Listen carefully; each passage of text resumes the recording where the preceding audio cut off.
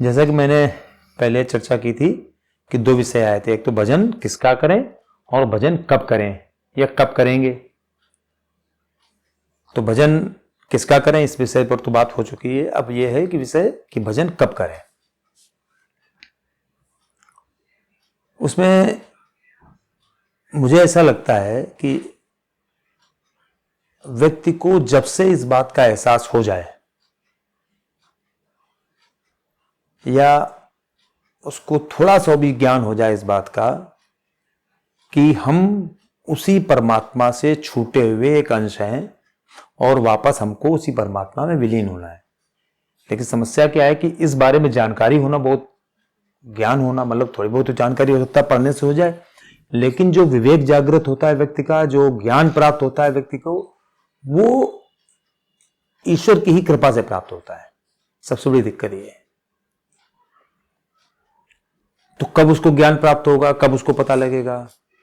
लेकिन मेरा मानना यह है कि जैसे सामान्यतः क्या है कि जो लोग हैं वो लोग पूजा आराधना जो अपनी करते हैं देवी देवताओं की, वो करें, इसमें कोई बुराई नहीं है। मतलब ये कोई ऐसी चीज नहीं कि ये कोई गलत चीज है, करनी ही चाहिए। जैसे कि मान लीजिए हमारे पास किसी चीज की कमी है तो हम उसके लिए उपक्रम करेंगे ही। हमको कोई चीज चाहिए जो हमारे किसी ऐसे व्यक्ति के पास है, जो उसके पास है, उससे मिल मांगनी है, जाके लेनी जाके तो उसके पास जाना ही पड़ेगा, उससे प्रार्थना करनी पड़ेगी, लेनी पड़ेगी। ये तो एक सामान्य सी बात है, करना ही पड़ेगा और करना चाहिए ही। जैसे बच्चे हैं, उनको बुद्धि चाहिए, विवेक चाहिए, बल चाहिए, तो वो शुरुआत से ही देवी देवताओं की पूजा उनको करनी ही चाहिए। और अपने परिवारों में सिखाया ही जाता है, बच्चों को सिखा दिया जाता है कि भाई हनुमान जी की पूजा करो, सरस्वती जी की पूजा करो। जो बच्चे विद्यार्थी होते हैं उनसे कह दिया जाता है कि सरस्वती जी के फोटो अपनी अलमारी में रखो, उसकी पूजा करो, रोज अगरबत्ती जलाओ इसके सामने। तो इससे धीमे धीमे बच्चों की प्रवृत्ति बढ़ती है पूजा करने में, आराधना करने में, प्रार्थना करने में। जैसा कि मैंने पहले कहा, ये सब अलग अलग चीजें हैं। पूजा करना अलग है, प्रार्थना करना चीज अलग है, आराधना करना चीज अलग है। लेकिन ये गुण विषय है, इनके विषय में हम लोग कोई बाद में चर्चा करेंगे। अभी मुख्य चीज की है कि कब करें।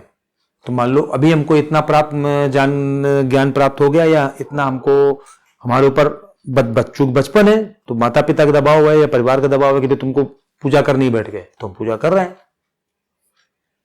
देवी देवता की कर रहे हैं, हनुमान चालीसा पढ़ रहे हैं, रामचरितमानस पढ़ रहे हैं, या जो भी पढ़ रहे हैं, जो भी कर रहे हैं, मंदिर जा रहे हैं, शंकर जी को जल चढ़ा रहे हैं, इस तरह की कुछ भी कर रहे हैं। लेकिन जैसे ही ये जानकारी हो जाए कि हाँ हम उस परमात्मा के से डिटैच होके आए हुए हैं और हमको वापस वहीं परमात्मा के पास मिलना है, तो उस परमात्मा की आराधना हमको चालू कर देनी चाहिए, उस परमात्मा का भजन हमको चालू कर देना चाहिए। और वो समय कोई भी हो सकता है, वो समय जितना जल्दी चालू हो जाए उतने बढ़िया है, क्योंकि बाकी सारी आप भौतिक काम करते रहेंगे, वो कभी रुकेंगे नहीं। जैसे कि नहीं, तीर्थ यात्रा के लोग सोच लेते हैं कि अगले साल जाएंगे, हम इस साल ये काम कर लेते हैं, अगले साल ये करेंगे जाके, तो वो अगला साल कभी नहीं आता है। क्योंकि जैसे ही आपने ये सोचा कि इस साल ये काम कर लें, अगले साल वो करेंगे, तो आपने एक साल तो उसको पोस्टपोन कर ही दिया। और आप इतने बड़े भविष्यवक्ता होगा कि आपको ये पता है कि अगले साल आप जा पाएंगे। मतलब ये मजाक वाली बात है, लेकिन तब भी आपको इतना पता है कि आप अगले साल जाएंगे। मतलब आप अपने भविष्य के प्रति आश्वस्त हैं कि हाँ अगले साल आपकी स्थिति इतनी अनुकूल होगी कि आप अगले साल जा पाएंगे। तो जैसे मैंने कहा कि स्थिति आपकी अनुकूल होगी, तो कभी भी परिस्थिति स्थिति की अनुकूलता का इंतजार नहीं करना चाहिए। सामान्यतः क्या होता है कि लोग कहते हैं कि जब दुख में सुमरन सब करें, सुख में करे न कोई। मतलब जब दुख आता है तब आप भगवान का स्मरण करते हैं, अपने दुखों से मुक्ति के लिए आप भगवान का स्मरण करते हैं, परमात्मा का स्मरण करते हैं कि हमें जो हमको कष्ट प्राप्त हुआ है, हमको जो दुख मिल रहा है, इससे हमें मुक्ति दिलाओ, इसके कारणों को दूर करो, जिन कारणों से हमको ये दुख प्राप्त हो रहा है। लेकिन जैसे सुख प्राप्त होने लगता है, दुख समाप्त हो जाते हैं, तो फिर भूल जाते हैं भगवान को, फिर परमात्मा को भूल जाते हैं। तो हमें ऐसा लगता है कि इस बात का इंतजार नहीं करना चाहिए कि कब दुख आए और कब हम परमात्मा का स्मरण करें। हमको सुख में ही परमात्मा का स्मरण करना चाहिए। और ये चूंकि अपने ऋषियों मुनियों ने कहा ही है कि अगर आप सुख में स्मरण करते रहेंगे भगवान का, तो दुख कभी आएगा नहीं। लेकिन सबसे बड़ा दुख किस बात का है? दुख इस बात का है कि आप परमात्मा से अलग हुए। यह आपका दुख है और आपको इससे दुखी होना चाहिए। और उस परमात्मा में आपको विलीन होना है। वो समय कितनी जल्दी आवे, कैसे आपके प्रयासों से वो जल्दी समय आ जाए कि आप परमात्मा में वापस विलीन हो जाएं और इस जीवन चक्र के बंधन से आपको मुक्ति मिल जाए। पहली बात तो ये आपको समझ में आवे कि हमको ऐसा करना चाहिए। दूसरी बात, ये जब समझ में आया तो आप करने लगे। आप इस बात का इंतजार ना करें कि कल करेंगे। वो कल कल करते करते पूरी जिंदगी बीत जाती है।